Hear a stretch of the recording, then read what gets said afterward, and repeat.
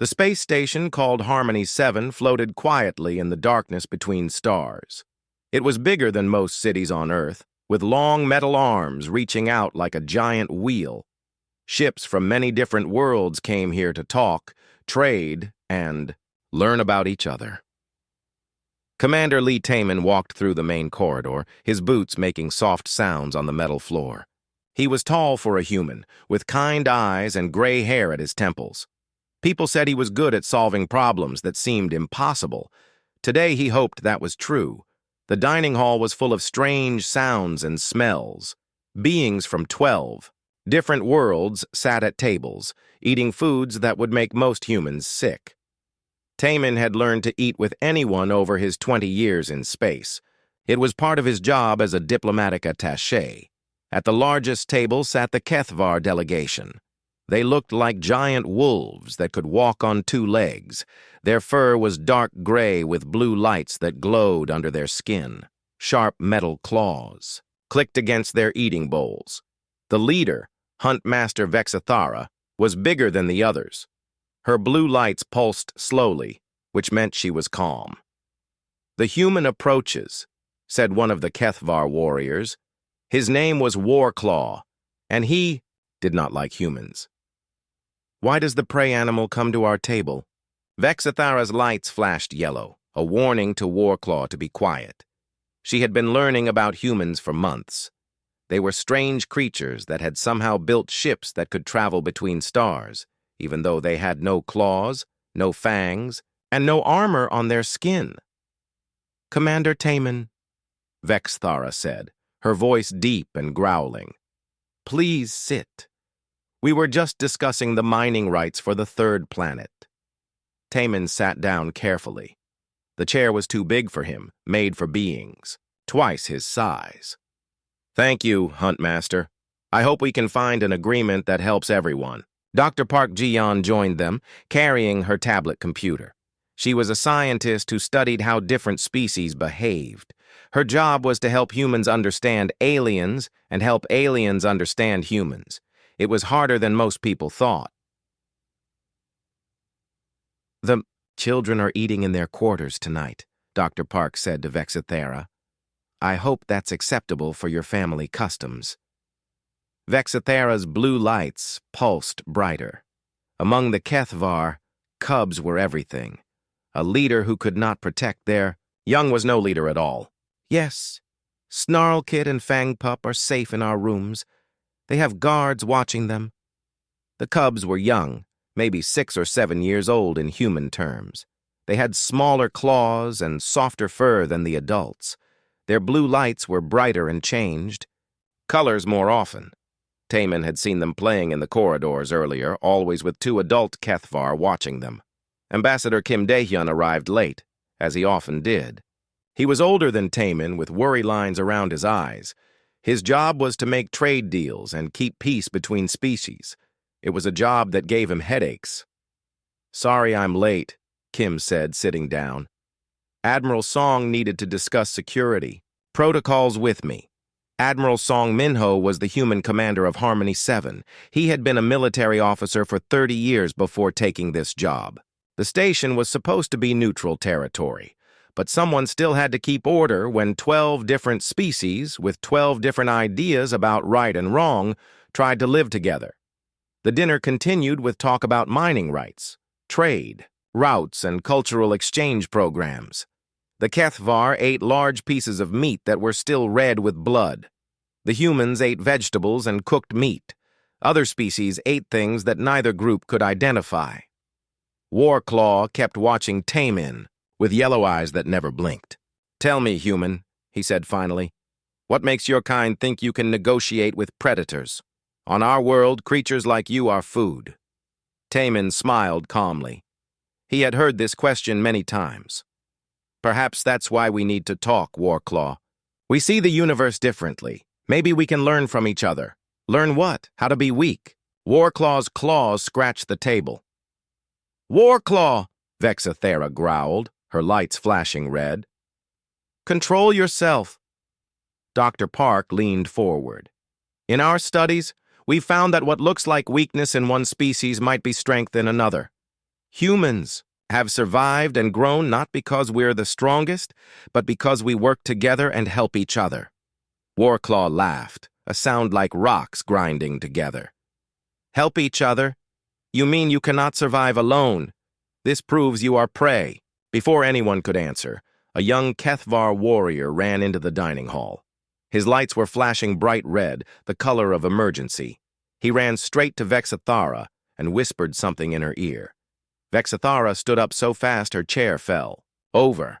Her lights turned white, brighter than anyone had ever seen them. The other Kethvar jumped to their feet, claws out, ready for battle. "What's wrong?" Ambassador Kim asked. Vexathara's voice shook with rage and fear. "My cubs are gone! Snarlkit and Fangpup have disappeared from our quarters." The dining hall became quiet. Everyone knew what this meant. Among the Kethvar, losing your cubs was worse than losing your own life. It meant shame for the entire family. "The guards?" Dr. Park asked. "Found unconscious," Warclaw snarled. "Someone drugged them and took the cubs." Admiral Song's voice came over the communication system. "All sections of Harmony 7 are now in lockdown. No ships may leave. No one may move between sections without escort." Taman stood up slowly. "Hunt Master Vexathara. My people will help. You search for your cubs." Warclaw stepped between them, claws extended. "This could be a human trick. How do we know your kind did not take them?" "Because," Taman said quietly, "humans protect children, even children that are not their own. It's what we do." Vexathara looked at Taman with her yellow eyes. Something in his voice made her pause. In her world, only family protected cubs. But she had heard strange stories about humans, stories that made no sense to a predator mind. "Very well," she said finally. "You may help. But if any human has harmed my cubs, I will personally tear this station apart piece by piece." Taman nodded. "Understood. Let's find them." As the different groups began to organize search teams, no one noticed the small scratches on the ventilation grate in the corner of the dining hall. No one saw the tiny blue lights that had flickered there during dinner, watching the strange humans who talked about helping others. The hunt for the missing cubs was about to begin, but it would end in a way that none of them could imagine. The search began immediately. Harmony 7 had hundreds of rooms, corridors, and hidden spaces. Finding two small cubs in such a big place would be difficult, but the Kethvar were natural hunters. Vexathara moved through the corridors like a shadow. Her nose could smell things humans could never detect. Her ears could hear the smallest sounds. Her eyes could see in almost complete darkness. Behind her, 6 Kethvar warriors spread out in a hunting pattern they had used for thousands of years. "The scent trail goes this way," Vexathara said, pointing down a side corridor. "But it's confused. Many different smells mixed together." Warclaw sniffed the air and growled. "Human smells. Many humans have been here recently." Commander Taman followed them, trying to stay out of their way. He watched how they moved, how they communicated with small sounds and gestures. They were efficient hunters, he had to admit. But they were also terrified parents. "Could your cubs have left on their own?" Taman asked carefully. "Children sometimes explore when they shouldn't." Warclaw spun around, his claws catching the light. "Kethvar cubs do not wander. They obey their elders. Someone took them." Dr. Park joined the search team, carrying her scanner and tablet. She had been studying the security recordings from the Kethvar quarters. "The guards were definitely drugged," she said, "but I found something interesting." She showed them her tablet screen. It showed the corridor outside the Kethvar quarters, but the image was fuzzy and kept jumping. "Someone jammed the security cameras, but not very well," Dr. Park explained. "Look at this timestamp. The jamming started 2 hours before the cubs disappeared." Vexathara's lights pulsed brighter. 2 hours? That means whoever did this planned it carefully. Or, Taman said quietly, it means the cubs had 2 hours to explore before anyone noticed they were missing, Warclaw snarled. Impossible. The guards check on them every 30 minutes. Unless the guards were drugged first, Dr. Park said. Then the cubs could have left on their own, thinking it was safe to explore. The search team reached Section C, where many of the diplomatic families lived. The corridor was wider here, with plants growing in wall containers. The air smelled like flowers and cooking food from a dozen different worlds. Vexithara stopped suddenly. Her nose twitched, and her lights flashed yellow. The scent is stronger here. The cubs came this way. How long ago? Taman asked. Hours. Maybe 3 or 4 hours ago. Vexithara knelt down and touched the floor. They were running. Not scared running, happy running. This confused the adults. If the cubs had been taken by force, they would smell of fear. But the scent trail suggested they had been playing, exploring like normal, curious children. Admiral Song's voice came through their communication devices. Search teams, report your status. Team 1 has checked all the docking bays, came the reply. No signs of the cubs. Team 2 finished the recreation areas. Nothing. Team 3 completed the science labs. No cubs there. Taman spoke into his communicator. Team 4 is following a scent trail through Section C. The cubs may have left their quarters on their own. Copy that. Continue your search. All teams remember these are children. They may be hiding because they're scared. As they moved deeper into Section C, they passed other species going about their evening activities. A group of tall, thin Villani were playing music that sounded like wind chimes. Some short, round Gorbaks were sharing a meal that smelled like sulfur and rotting plants. The humans in this section were different from the diplomats and military officers. These were families, scientists, and support staff who lived on the station permanently. They had made small gardens and comfortable homes in their assigned quarters. Warclaw looked around with disgust. Prey animals making nests, he muttered. Soft and weak. Dr. Park stopped walking. She was looking at her scanner with a confused expression. That's strange. I'm picking up Kethvar biosignatures, but they're very faint. Where? Vexithara asked. Close. Very close. But the signal keeps fading in and out. Dr. Park adjusted her scanner. It's like they're sleeping, deep sleeping. Taman felt a cold, fear in his stomach. Could they be hurt? Unconscious? Vexithara's lights turned red.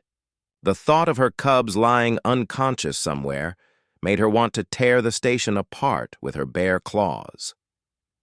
They followed Dr. Park's scanner through a maze of corridors. The biosignatures got stronger, then weaker, then stronger again. It was like following a ghost trail.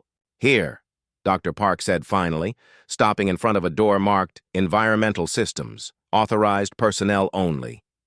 The signals are coming from inside. Warclaw stepped forward, claws ready. Stand back. I'll break down the door. Wait, Taman said. Let me check something first. He pressed the door control. To everyone's surprise, the door opened easily. It hadn't been locked. Inside was a workshop filled with pipes, machines, and tool benches. The air was warm and humid, like a jungle. Plants grew in containers along the walls, their leaves green and healthy under special lights. The biosignatures are stronger, Dr. Park whispered. They're definitely here somewhere. They searched the workshop carefully. Behind the machines, they found a small door that led to living quarters. It was the kind of simple room that station workers lived in.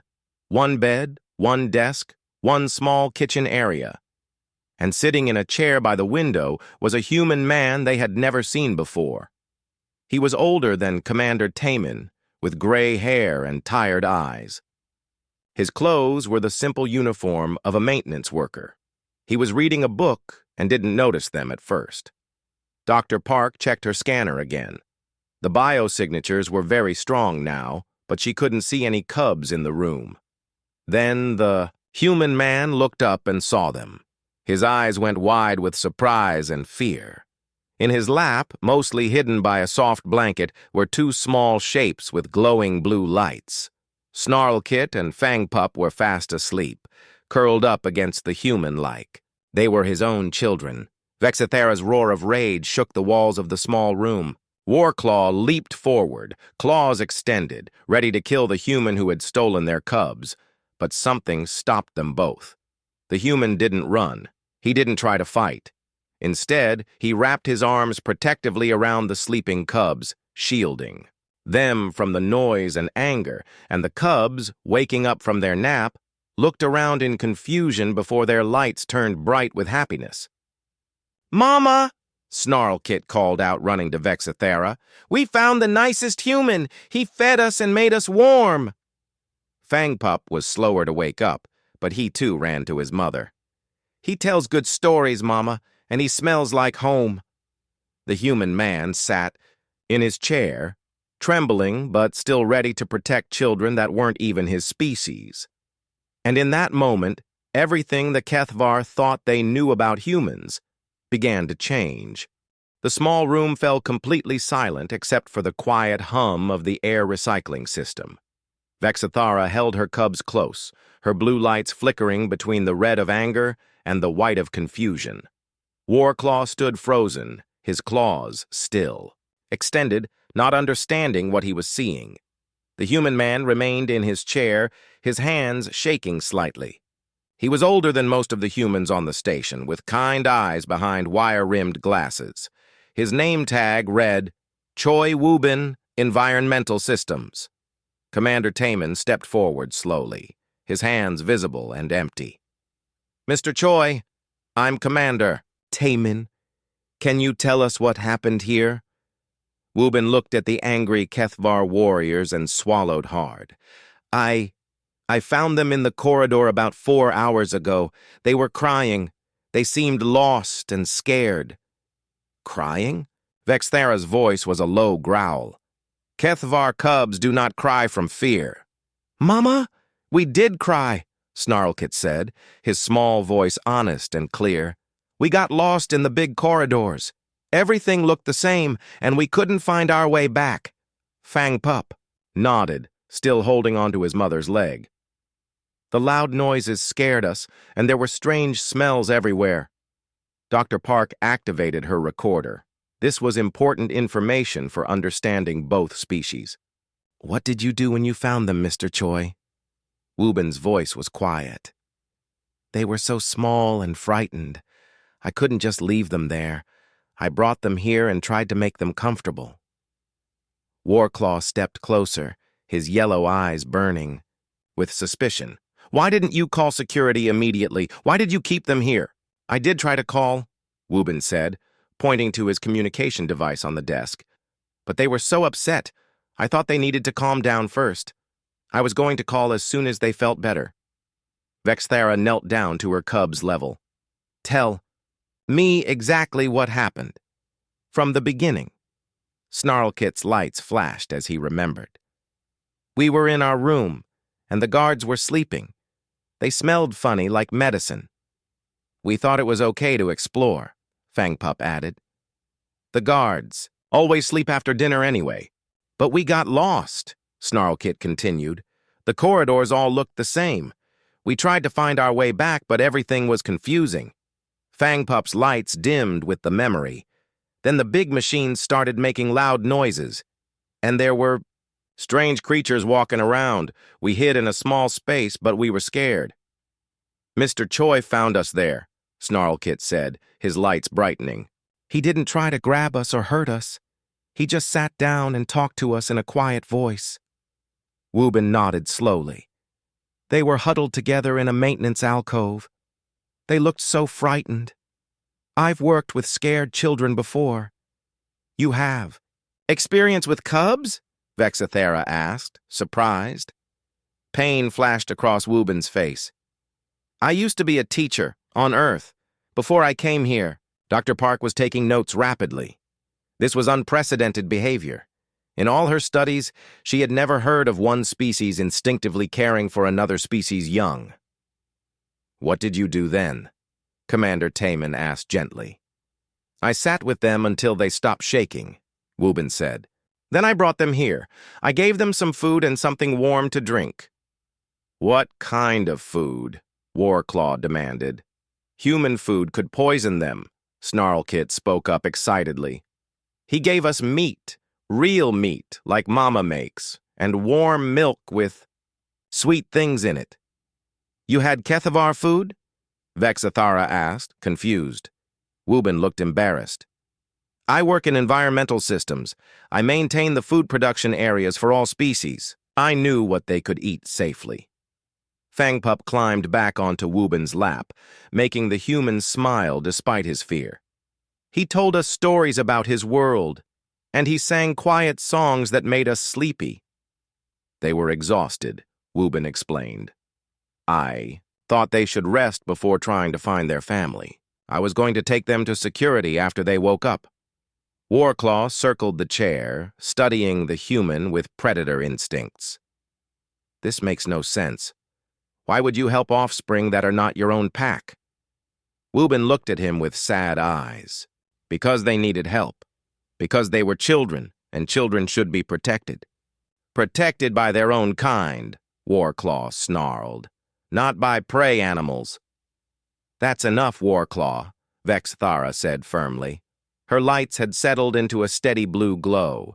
She was thinking, trying to understand something that challenged everything. She knew about the universe. Dr. Park stepped closer to examine the room. It was simple but comfortable. The plants along the walls made the air smell fresh and clean. There were pictures on the desk, photos of Earth, and one photo of a young human girl with a bright smile. Mr. Choi, she said gently, the little girl in the photo? Wubin's voice became very quiet. My daughter, Suji. She died in a transport accident 3 years ago. The room became silent again. Even Warclaw stopped circling. Is that why you helped our cubs? Vexathara asked. Because you miss your own offspring? Wubin shook his head. No, yes, maybe. I don't know. I just couldn't leave them scared and alone. Snarlkit looked up at his mother. Mama, Mr. Choi is very sad. His lights don't work anymore. Fangpup nodded seriously. We tried to make him feel better. Like he made us feel better. Commander Taman watched the interaction with growing amazement. The cubs had somehow sensed the human's grief and tried to comfort him, just as he had comforted them. Mr. Choi, Taman said, you may have prevented a serious diplomatic incident. If the cubs had been truly lost or hurt. I know, Wubin said. I've heard about Kethvar pack laws. I was going to return them safely, I promise. Vexathara stood, up, her large form towering over the seated human. For a moment, Warclaw thought she might attack. Instead, she did something that shocked everyone in the room. She bowed her head to Wubin. You protected my cubs when they were lost and frightened, she said formally. You fed them, comforted them, and kept them safe. In Kethvar law, this creates a debt that cannot be easily repaid. Warclaw's jaw dropped. Huntmaster, you cannot be serious. He is not pack. He is not even predator. No, Vexathara said, looking at Wubin with new understanding. But he is something else, something I'm not sure we have words for. The cubs climbed onto Wubin's lap again, clearly comfortable with him. Their lights pulsed in sync with his heartbeat, a sign of trust that even the adults could recognize. The question now, Commander Taman said, is what we do about this situation. Mr. Choi's actions may have been kind, but they've also created a diplomatic situation none of us have encountered before. Vexathara looked at her cubs, then at Wubin, then at the other humans in the room. Something was changing in her understanding of the universe, and she wasn't sure if she liked it or feared it. But one thing was certain, nothing would ever be the same. Word of the incident spread through Harmony 7 like wildfire. Within hours, every species on the station knew that a human maintenance worker had been found caring for missing Kethvar cubs. The reaction was different, depending on who was talking. The other human crew members were not surprised. They knew humans often helped children, even alien children. But they were worried about what the Kethvar would do to Wubin. The Kethvar delegation was split into two groups. Some, like Warclaw, thought it was impossible and probably dangerous. Others were curious about what it meant for their understanding of humans. The other alien species were fascinated. Most of them saw humans as weak but clever. This event suggested there might be more to humans than anyone had realized. Admiral Song called an emergency meeting in his office. The room was large enough to hold beings of different sizes, with adjustable furniture and air that could be filtered for different species' needs. "Let me understand this correctly," Admiral Song said, looking at his reports. "Mr. Choi found 2 lost Kethvar cubs, brought them to his quarters, fed them, and let them sleep in his room for 4 hours without calling security?" "That's correct," Commander Taman replied. "The cubs were genuinely lost and frightened. Mr. Choi's actions appear to have been purely protective," Dr. Park added her analysis. "What's remarkable is that this behavior seems to be instinctive. Mr. Choi didn't think about diplomatic consequences or species differences. He saw frightened children and responded as humans typically do." Vexathara sat in a specially reinforced chair, her cubs close beside her. They had refused to leave her side since being found, but they kept asking when they could visit Mr. Choi again. "Explain this instinct," Vexathara said. "In my species, we protect our own cubs and the cubs of close pack members. We do not care for the offspring of other species." "It's complicated," Dr. Park said, calling up data on her tablet. "Humans evolved differently than most species. We had to work together to survive. Part of that cooperation included caring for children that weren't our own." Warclaw made a dismissive sound. "Cooperation among prey animals, this does not make them strong. Actually," Dr. Park continued, "it might be one of their greatest strengths. Humans will often risk their own lives to protect children, even children they've never met before." Admiral Song leaned forward. "The question is what we do now. Mr. Choi's actions were kind, but they've created a situation we've never dealt with before. In Kethvar culture," Vexathara explained, "when someone protects your cubs, they become part of your pack family. It's not a choice, it's law." "But Mr. Choi is human," Ambassador Kim pointed out. "Can a human become part of a Kethvar pack?" "And has never happened before," Vexathara admitted. "But the law doesn't say it's impossible." Snarlkit spoke up, his young voice clear in the serious room. "Why can't Mr. Choi be our pack uncle? He smells nice and tells good stories." Fangpup nodded agreement. "And he was sad. We made him less sad. That's what pack does." Warclaw stood up, his claws scraping the floor. "This is madness. We cannot make a prey animal part of our pack. What will other Kethvar say? What will other species think? They'll think we honor our laws and protect those who protect our cubs," Vexathara said firmly. "Unless you're suggesting we ignore our most sacred traditions?" This put Warclaw in a difficult position. Kethvar law was absolute, especially regarding cubs and pack bonds, but accepting a human into their pack challenged everything they believed about strength and survival. Commander Taman had been quiet, thinking about the implications. What would this pack adoption involve? What would it mean for Mr. Choi? "He would have the rights and responsibilities of pack family," Vexathara explained. "He could not be harmed by any Kethvar. He would have a voice in pack decisions, and he would be expected to help protect all pack members, especially the cubs." "Could he fulfill those responsibilities?" Warclaw asked skeptically. "He has no claws, no fangs, no armor. How could he protect anyone?" Dr. Park looked up from her notes. "Mr. Choi protected the cubs from fear, hunger, and loneliness. He protected them from being lost. There are many ways to protect someone." Admiral Song was considering the diplomatic implications. "If we allow this adoption, It could change how other species view both humans and Kethvar. It could start new alliances, or create new conflicts. Or, Taman said quietly, it could show everyone that there are different kinds of strength. That protection doesn't always mean fighting. Meanwhile, in the environmental systems section, Choi Woo-bin was trying to return to his normal work routine. But he couldn't stop thinking about the two small cubs who had curled up in his lap like they belonged there. Other humans on the station had come to talk with him.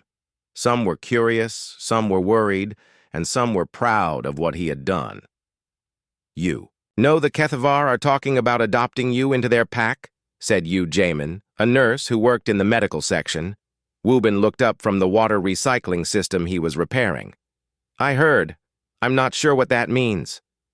"It means they want to make you family," Jamin explained. "In their culture, that's the highest honor they can give." "I just helped two lost children," Woo-bin said. "Anyone would have done the same thing." "Would they?" Jamin asked.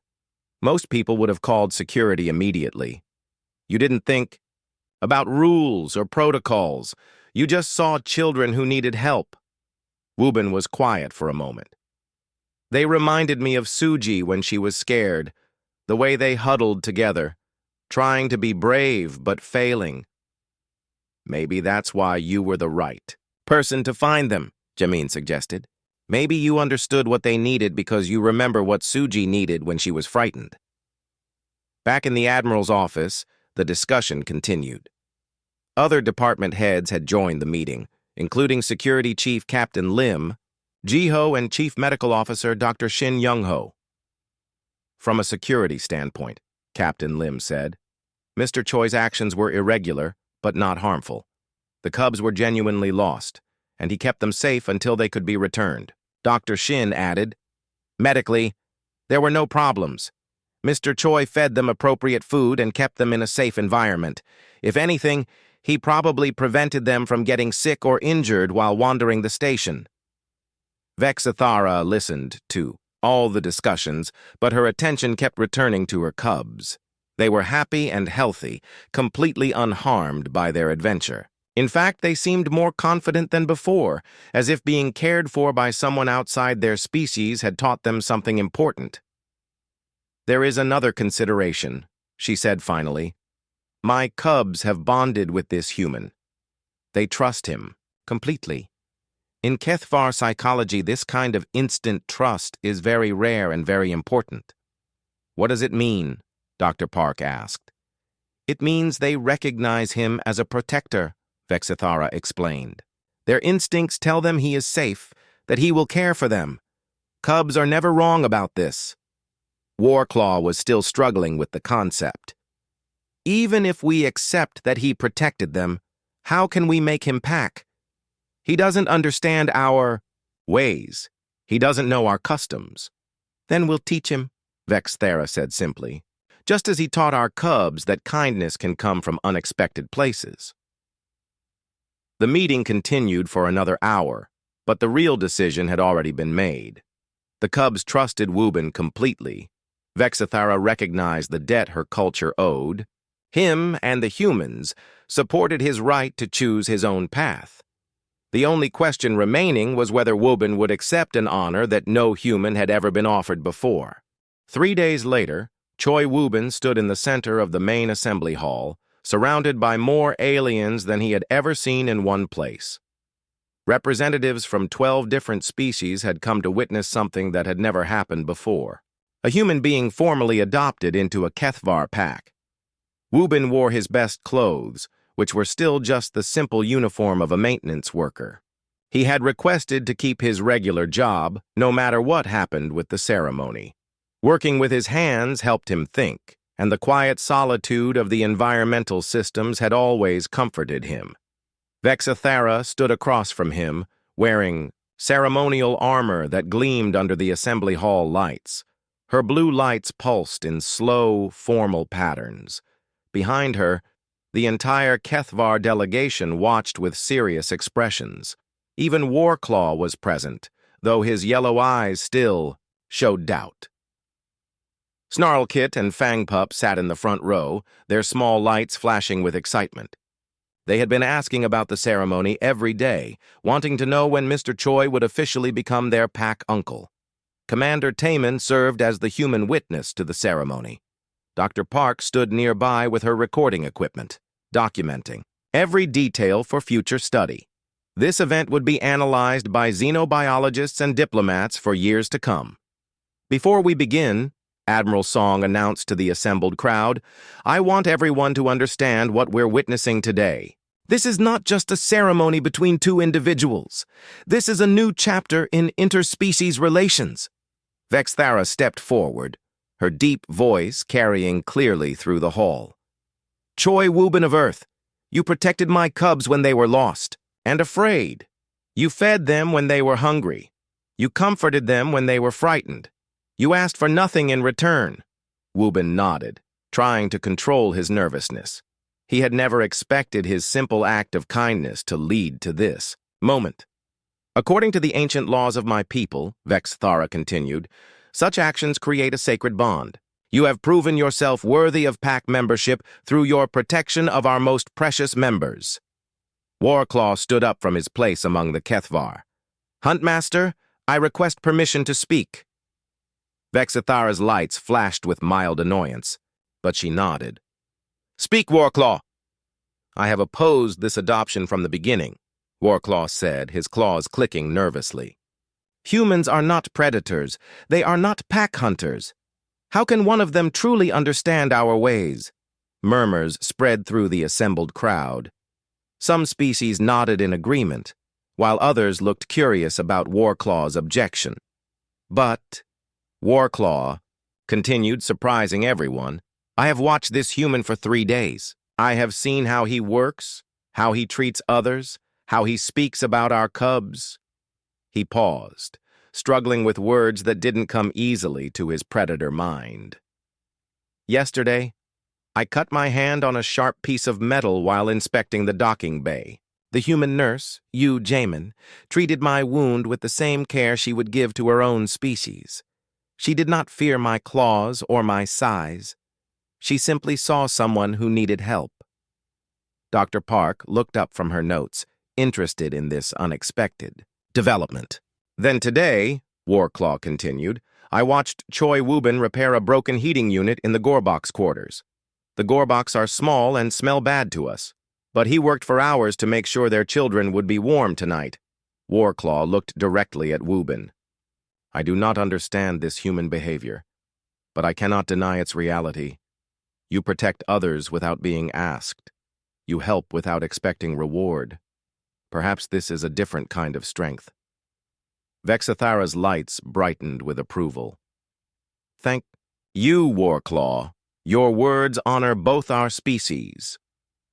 The ceremony continued with traditional Kethvar rituals adapted for a human participant. Instead of the usual tests of hunting skill and combat prowess, Wubin was asked to demonstrate his commitment to protecting cubs. A holographic simulation showed various scenarios where young beings needed help. Wubin had to decide how to respond to each situation. When the simulation showed lost children, he immediately moved to comfort and protect them. When it showed hungry cubs, he found ways to feed them safely. When it showed frightened youngsters, he used gentle words and patience to calm them. The simulations show what we already knew, Dr. Park whispered to Commander Taman. His protective instincts toward children are genuine and strong. The final test was the most important. Snarlkit and Fangpup were brought forward to speak about their experience with Wubin. Tell the assembly, Vexithara said to her cubs, how this human treated you when you were lost. Snarlkit stepped forward bravely. He found us crying in the dark place. We were scared because everything was loud and smelled strange. But Mr. Choi sat down with us and talked very quietly until we stopped shaking. Fangpup nodded enthusiastically. He gave us real food, not the fake stuff from machines. And he let us sleep in his warm room. He told us stories about his world with animals and trees. But most important, Snarlkit said, his young voice serious, he was sad like us. His cub went away and can't come back. So we understood each other. The assembly hall became very quiet. Even the species that didn't understand emotions could recognize the sincerity in the cub's words. Vexathara knelt down to Wubin's level, bringing her large head close to his face. Do you accept the responsibilities of pack membership? Will you help protect all members of our family, especially the young ones? Wubin's voice was steady despite his nervousness. I accept. I will protect them as I would protect my own family. Do. You understand that this bond cannot be easily broken? That you will be considered keth of our family for the rest of your life? I understand. Vexathara stood and raised her voice so everyone could hear.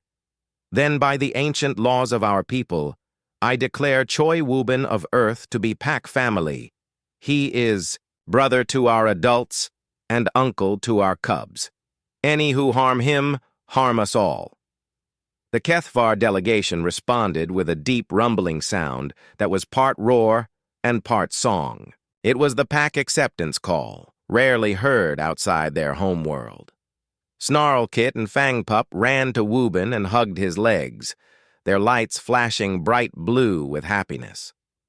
Uncle Wubin, they called out, using the Kethvar word for beloved, family member, but the most surprising reaction came from the other species in the assembly hall. One by one, they began to stand and applaud. The tall Villani chimed their approval. The round Gorbox hummed with pleasure. Even the mysterious Zentari, who rarely showed any emotion, flickered their communication lights in what appeared to be respect. Commander Taman approached Wubin as the ceremony concluded. How do you feel about all this? Wubin looked around. At the diverse crowd, at the cubs still hugging him, at Vexathara, who now considered him family. Confused, he said honestly, but happy. I haven't felt this much like I belonged somewhere since Suji died. Dr. Park was already analyzing the broader implications. This ceremony has changed something fundamental, she told Admiral Song. Other species are seeing both humans and Kethvar differently now. How so? The Kethvar have shown they can adapt their traditions to include outsiders who prove themselves worthy, and humans have demonstrated that their protective instincts extend beyond their own species. Admiral Song nodded thoughtfully. What do you think the long-term effects will be? I think, Dr. Park said, watching as Wubin knelt down to listen. To something Fangpup was telling him, we're going to see a lot more cooperation between species. When you show that different kinds of beings can become family, it opens up possibilities that didn't exist before. As the assembly hall began to empty, Wubin found himself surrounded by Kethvar, who wanted to welcome their new pack member. Warclaw approached last, extending one clawed hand in a gesture of respect. I still don't fully understand your kind, Warclaw said honestly. But I respect what you did for our cubs. Welcome to the pack, Uncle Wubin.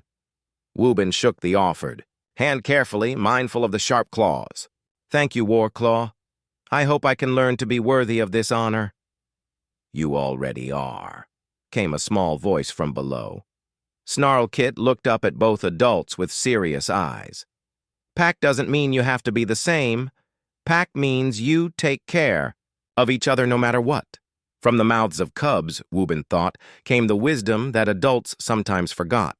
6 months after the adoption ceremony, Harmony 7 had become a very different place. The story of Uncle Wubin and the Kethvar cubs had spread throughout the galaxy, carried by traders, diplomats, and travelers to hundreds of worlds. Wubin still worked in environmental systems, but his job had expanded. He now helped design living spaces that were comfortable for families of different species. His small quarters had been moved to a larger space in the family section, close to the Kethvar delegation's rooms. Every morning, Snarlkit and Fangpup visited him before their lessons. They would help him tend to his plants and tell him about their dreams from the night before. In return, he taught them about earth animals and showed them how to care for growing things. Uncle Wubin, Snarlkit said one morning, carefully watering a small tree. Why do humans like plants so much? Wubin smiled as he adjusted the grow lights.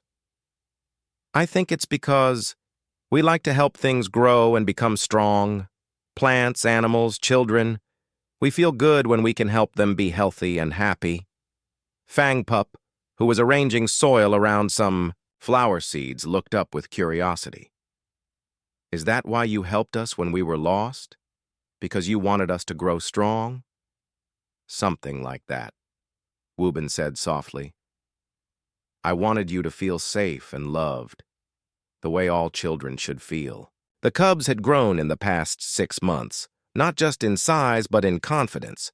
Being cared for by someone from a different species had taught them that the universe was full of potential friends, not just threats. Dr. Park had published 3 research papers about the adoption and its effects. Her work was being studied at universities across the galaxy. She had coined a new term, interspecies protective bonding, to describe the phenomenon of one species instinctively caring for another species' young. The implications are staggering, she explained to a group of visiting scientists in the conference room. We're finding that many species have some capacity for this kind of bonding, but it requires the right circumstances to emerge. One of the visiting scientists, a tall Villani named Harmony Singer, asked, "What are these right circumstances?" "Trust, proximity, and need," Dr. Park replied. The potential protector must not feel threatened by the young ones. They must spend time together in a safe environment, and the young must clearly need help or comfort. Commander Taman had been promoted to head the new Department of Interspecies Family Relations. His first major project was establishing protocols for cross-species adoption and fostering. 3 other species had already requested information about creating similar programs. The Gorbox Council wants to set up an exchange program, Taman reported to Admiral Song. They want to send some of their youngsters to live with human families for a year, and they want to host some human children in return. Admiral Song nodded approvingly. What about the security concerns? Dr. Park's team has developed comprehensive screening and preparation programs. We can ensure that both the children and the host families are ready for the experience. But perhaps the most dramatic change was in the Kethvar themselves. Warclaw had become one of Woobin's strongest supporters, often visiting him to discuss philosophy and different ways of understanding strength. I have been thinking about what makes a good warrior, Warclaw said one day as he helped Woobin repair a water filtration system. I always thought it was about being able to defeat enemies in battle. Woobin handed him a wrench, still amazed at how carefully the fierce warrior handled delicate equipment. What do you think now? Now, I think maybe the best warriors are the ones who can protect without fighting, who can make others feel safe without using claws or teeth. Warclaw's lights pulsed thoughtfully. You have never hurt anyone, but everyone on this station trusts you with their most precious possessions, their children. This was true. In the months since the adoption, parents from 7 different species had asked Woobin to help with their children. Not because he was an expert, but because he had proven that he genuinely cared about young beings regardless of what species they were. The Zentari, who were normally very secretive about their family life, had asked him to help design a nursery for their newly hatched offspring. The Gorbox had requested his advice on making their children's sleeping areas more comfortable. Even the proud Villani had consulted him about helping their young ones overcome fears of other species. You've become the station's unofficial child specialist, Nurse Yu Jamin told him one afternoon as they shared lunch in the cafeteria. Half the families here ask for your advice. Woobin looked around the cafeteria, where children from multiple species played together while their parents talked. I just try to remember what children need most, to feel safe, loved, and understood. That's more than many people remember, Jamin pointed out. You have a gift for seeing past the differences to what's really important.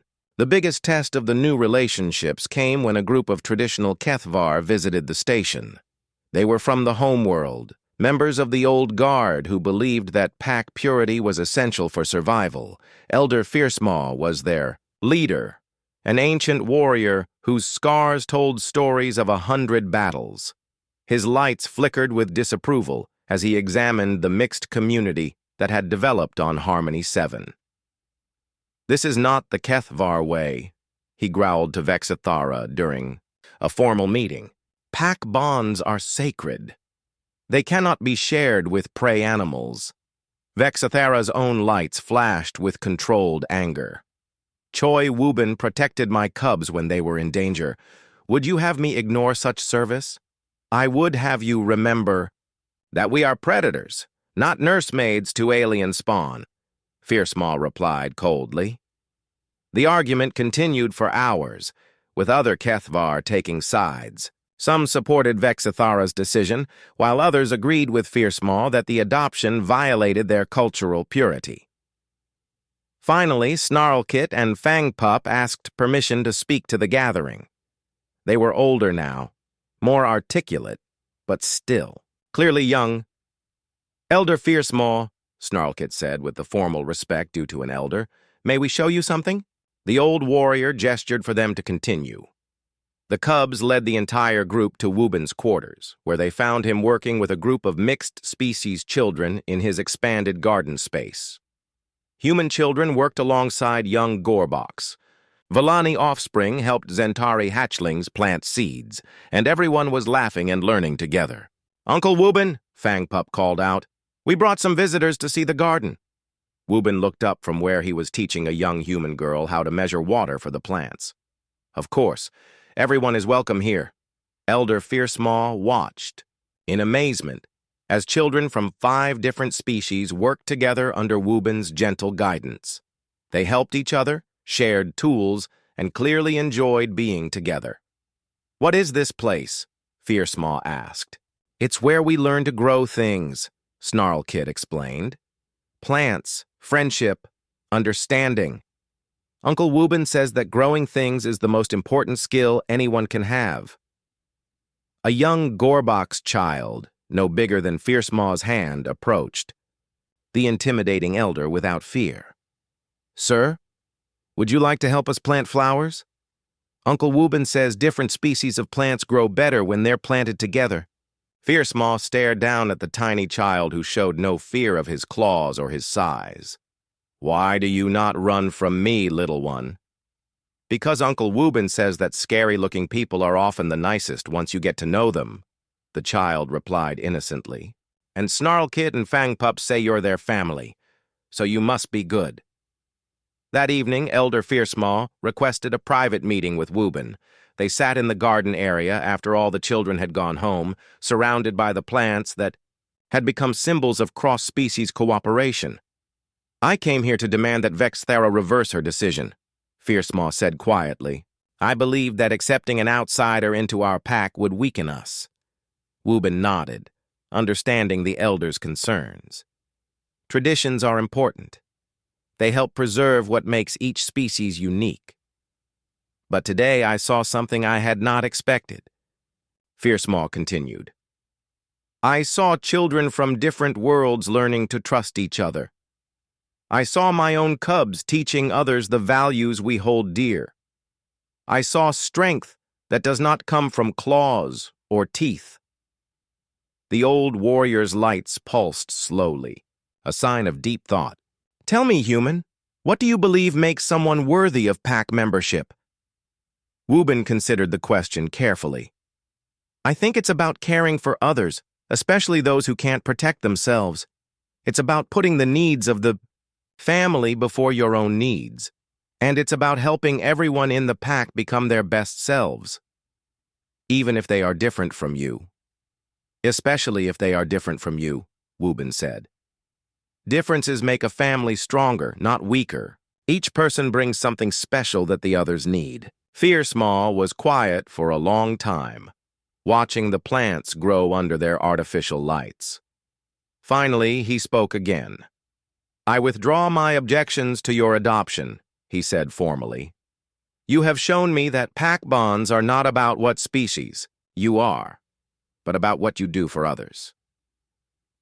The next morning, word reached the station that the Kethvar homeworld had officially recognized Wubin's adoption. More importantly, they had announced new policies allowing for cross-species pack adoption. Under specific circumstances, other species began following suit. the Villani established harmony families,